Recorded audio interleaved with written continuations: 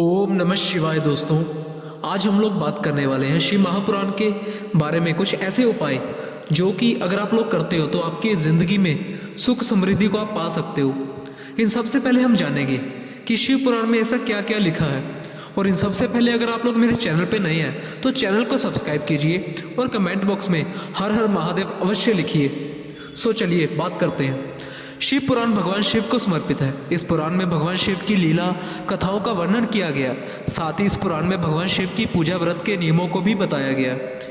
इसी में उन रहस्यों को भी बताया गया जिनसे भगवान शिव को जल्दी प्रसन्न करके दुख दरिद्रता और संकटों से पार पाया जा सकता है। शिव पुराण में बताए गए उन्हीं नियमों में से 7 ऐसे रहस्यमय उपाय हम बता रहे हैं जिससे आप भोलेनाथ की महाकृपा से जल्दी मालामाल हो सकते हो और जीवन में आपको आनंदमय हो सकता है आपका जीवन।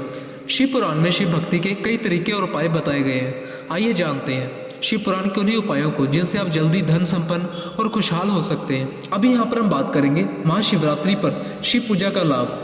वैसे तो भगवान भोलेनाथ की पूजा हर दिन और हर समय किया जाना मंगलकारी और लाभदायक कहा गया है, लेकिन शिव पुराण में बताया गया है कि जो शिव भक्त शिवरात्रि और महाशिवरात्रि पर व्रत रखता है और भगवान भोलेनाथ की भक्ति भाव के साथ पूजा अर्चना करता है, वह भक्त पूरे साल भगवान शिव की पूजा का फल उस एक दिन में पा जाता है।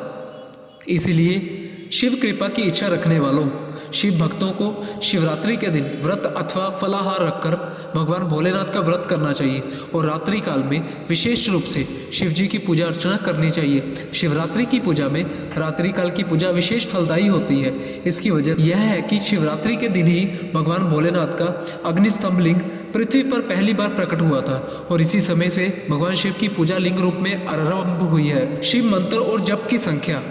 अब यहाँ पर हम जानेंगे शिव जी का कौन सा मंत्र है और किसने उसकी संख्या कितनी होनी चाहिए। शिव पुराण में बताया गया है कि जो शिव भक्त पंचाक्षरी मंत्र ओम नमः शिवाय का 5 करोड़ बार जाप कर लेता है वह शिव के समान हो जाता है, यानी उस पर शिव जी की विशेष कृपा हो जाती है और वह शिवलोक में स्थान पाता है। शिव पुराण में बताया गया कि शिव जी के पंचाक्षरी मंत्र का 1 करोड़ 2 करोड़ या 4 करोड़ जब पूरा कर लेने से यानी कर लेने वाले भक्त पर ब्रह्मा विष्णु और रुद्र की कृपा हो जाती है।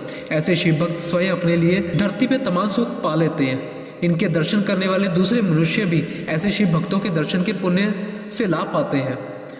भगवान शिव की पूजा से आयु और धन का लाभ। शिव पुराण में बताया गया है कि भगवान शिव की पूजा में 6 चीज़ों का ध्यान रखना चाहिए। इनसे आपकी सभी इच्छाएं पूरी हो सकती है। शिव जी का अभिषेक करने से मनुष्य की आत्मा शुद्धि होती है।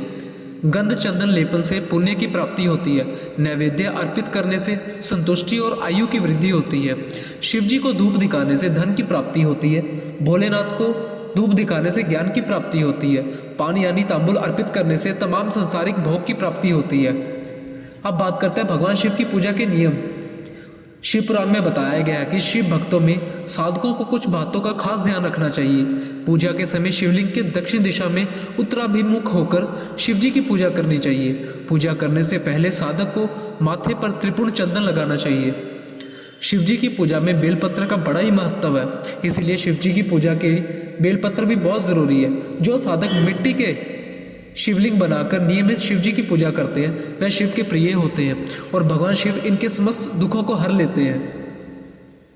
अब बात करते हैं महाशिवरात्रि पर आप क्या करें। महाशिवरात्रि पर ऐसे करें शिव जी का अभिषेक। शिव पुराण में बताया गया कि भगवान शिव का अभिषेक शक्कर और गन्ने के रस से करने से भगवान भोलेनाथ भक्तों की भौतिक कामनाएं पूरी कर देते हैं। ऐसे शिव भक्तों को भगवान शिव रोग और दुख से निकालकर धन धान्य प्रदान करते हैं। साल के प्रत्येक मासिक शिवरात्रि और महाशिवरात्रि पर जो भक्त भोलेनाथ को शक्कर और गन्ने के रस से अभिषेक करते हैं वह शिव जी के बड़े ही प्रिय होते हैं। इसलिए धन की कामना रखने वाले को इन दोनों चीज़ों से भोलेनाथ का अभिषेक करना चाहिए। साथ ही साथ अगर आप लोग करवा सकते हैं तो शिव जी का रुद्राभिषेक अवश्य करवाइए, क्योंकि शिव जी को रुद्राभिषेक बहुत ही पसंद है। और वैसे भी अगर आप डेली रूटीन में पंचामृत यानी कि मंडे से मंडे लगातार किसी भी मंडे से शुरू कीजिए, कंटिन्यूसली इसको 5 to 6 मंडे आप करते रहिए, शिव जी का आशीर्वाद आपको सदैव मिलता रहेगा। सो आज के लिए इतना ही। और अगर आपको मेरी वीडियो में कुछ भी पसंद आता है तो वीडियो को लाइक कीजिए और कमेंट बॉक्स में हर हर महादेव अवश्य लिखिए। ओम नमः शिवाय।